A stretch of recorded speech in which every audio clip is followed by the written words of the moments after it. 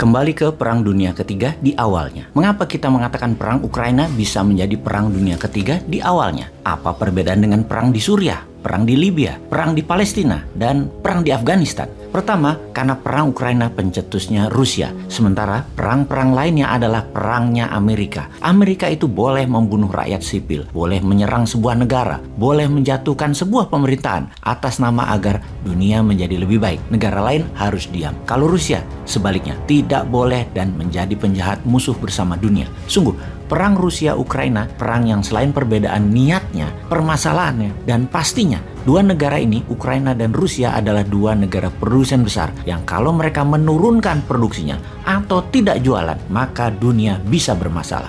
Suriah, Afghanistan, Irak, ya hanya punya fosil oil, minyak bumi dengan jumlah yang kalau ditotal pun tidak terlalu besar. Namun Ukraina dan Rusia, kalau ditotal merupakan 15% produksi minyak dunia. Gandumnya merupakan 25% produksi dunia. Dan sunflower oil merupakan penghasil 70% penyuplai pasar dunia. Karena itu, kita membahasnya dengan seksama karena dalam waktu yang tidak lama lagi, rumah tangga di seluruh dunia, kebutuhan sehari-harinya akan langka dan akan mahal barangnya yang akan memukul perekonomian dunia secara global. Kita bahas detailnya satu persatu, mulai dari geopolitik dunia hingga geoekonomi dunia. Namun kali ini, kita bahas adalah taktik perangnya, jalan perangnya. Menarik membahas taktik perang kota yang keduanya lakukan, baik dari pihak Rusia maupun dari pihak Ukraina. Ukraina dan Rusia secara militer tidak sebanding. Rusia jauh di atas Ukraina dalam hal persenjataan, amunisi, teknologi, keterampilan personil. Namun Ukraina unggul perang gerilya kota dan mengenal medannya dengan baik. Hal ini penting kita pelajari. Satu, dari sisi kalau kita Indonesia suatu hari jadi Ukraina diinvasi Tiongkok misalnya, maka strategi Ukraina patut kita pertimbangkan.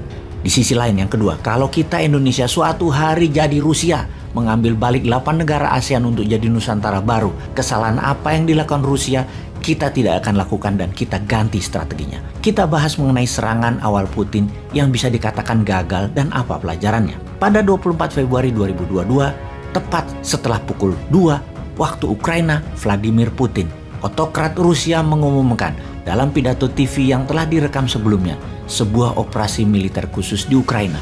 Bagi dunia, itu berarti perang. Dalam beberapa menit, penembakan dimulai, langit menyala, dan invasi Rusia ke Ukraina dimulai.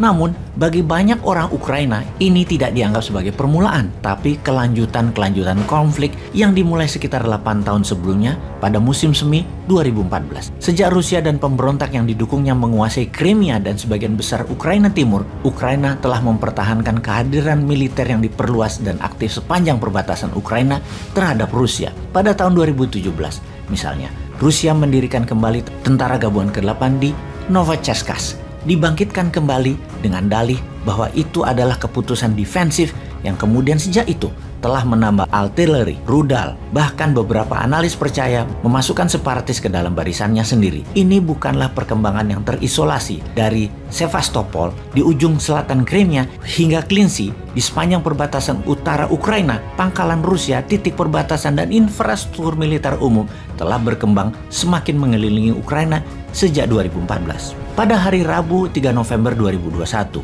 Kementerian Pertahanan Ukraina mengumumkan bahwa 90.000 tentara Rusia telah mengepung perbatasan negara Ukraina dan wilayah pendudukan Rusia yang berada di wilayah tersebut untuk latihan, yang seharusnya mereka balik lagi atau pulang lagi, tetapi mereka tidak pergi atau menetap. Bukan saja mereka tidak pergi, tapi jumlahnya terus bertambah. Citra satelit dari luar kota Yelnya di Rusia Barat pada bulan September masih kosong. Di bulan November, tentara gabungan ke-41 Rusia yang biasa bermarkas sekitar 3.000 km jauhnya tiba-tiba berada di sana dengan 1.200 tank, howitzer, artileri penarik, dan kendaraan pendukung.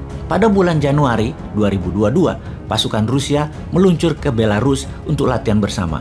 Beberapa minggu kemudian diumumkan bahwa tentara akan tetap tinggal di area tersebut seperti di Yelnya, semakin diperluas sementara yang baru bermunculan, membentuk kepungan pasukan di sepanjang perbatasan Ukraina. Forensik digital satelit image juga menunjukkan bahwa kereta api memindahkan pasokan dari Rusia Timur sampai ke Belarus dalam jumlah yang sangat masif, sehingga dalam 3,5 bulan, 175.000 tentara Rusia telah menumpuk sepanjang perbatasan Ukraina siap untuk bergerak. Tentara Rusia didoktrin, dan diyakini bahwa mereka adalah pasukan khusus pembebas Ukraina dari cengkraman penjajah NATO. Ketika jam 2 Putin mengatakan pasukan bergerak masuk ke Ukraina, pada jam-jam awal invasi Rusia ke Ukraina, pasukan penyerang Rusia bekerja untuk melumpuhkan infrastruktur militer Ukraina. Beberapa tembakan pertama dari konflik tersebut melibatkan serangan udara di pangkalan udara Ukraina dalam upaya membantu Rusia dengan cepat mendapatkan superioritas udara tanpa perlawanan yang kuat. Pada siang hari, fokus bergeser dari pertahanan antisipatif ke serangan saat lusinan helikopter Rusia mendaratkan pasukan di bandara Hostomel hanya beberapa mil dari Kiev. Hal itu nampak dalam upaya untuk menciptakan jembatan udara merebut kendali bandara untuk memungkinkan pesawat membawa lebih banyak masukan akan mendorong keluar ke Kiev. Jalur pasokan berbasis udara dapat memastikan tingkat dukungan logistik tertentu lepas dari kondisi darat antara perbatasan dan Kiev. Namun, menyadari hal itu, Ukraina menugaskan Brigade Reaksi Cepat keempat untuk merebut kembali bandara yang berhasil dilakukannya pada pukul 20.00. Ini mengejutkan Rusia. Di Belarusia, pasukan Rusia terlihat menurunkan pasokan dari gerbong dan berkumpul menjadi konfigurasi konvoi yang menghadap ke selatan menuju zona perang. Di Konchniski, dekat titik terdekat Belarusia ke Kiev, citra satelit menangkap jalan yang diubah Rusia menjadi pangkalan helikopter dengan tanda X di setiap zona pendaratan. Namun, terlepas dari semua infrastruktur perang yang direncanakan dengan baik dibangun di sekitar Ukraina, hal-hal di dalam perang tampaknya kurang direncanakan dengan baik oleh Rusia. Saat hari kedua pertempuran, pasukan Rusia mengarahkan pandangan mereka ke Kiev, ibu kota negara itu, rumah bagi pemerintah dan pemimpin Ukraina Volodymyr Zelensky. Dengan ambisi utama Rusia adalah mendirikan pemerintahan boneka, Kiev adalah target utama bagi pasukan penyerang. Namun, mereka hanya berhasil mencapai pinggiran kota. Masih di sana dari hari ketiga sampai saat ini hampir sebulan. Mereka menghadapi perlawanan sengit dan membuat sedikit kemajuan. Saat hari kedua menjelang hari ketiga, muncul foto dan video yang mulai melukiskan gambaran yang lebih jelas lagi.